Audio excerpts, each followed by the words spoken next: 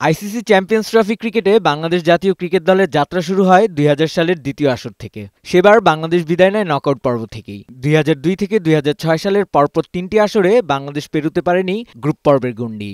এরপর ২০০৯ এবং ২০১৩ সালের পরবর্তী দুটি আসরে টুর্নামেন্টে কোয়ালিফাই করতে ব্যর্থ হয় বাংলাদেশ জাতীয় ক্রিকেট দল। তবে সবশেষ ২০১৭ সালে চ্যাম্পিয়ন্স ট্রফির সেমিফাইনালে উঠে বাংলাদেশ বিদায় নেয় ভারতের বিপক্ষে হার দিয়ে।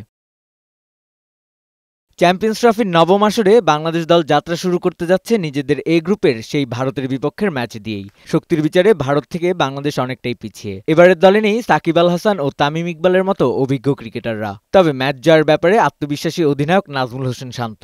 All departments we have to play well, batting, bowling, fielding because match জিততে ব্যাটিং, বোলিং, ফিল্ডিং সব দিকেই আমাদের ভালো খেলতে হবে। ওয়ানডে ফরম্যাটে আমাদের অবস্থান ভালো আমি মনে করি। প্রতিপক্ষ নিয়ে ভাবছি না। পরিকল্পনা মতো খেলতে পারলে ম্যাচ জেতা অসম্ভব হবে না।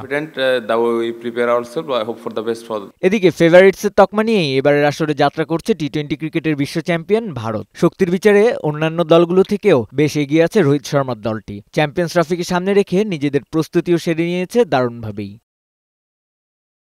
আশরাফুল আনন, বৈশাখী সংবাদ।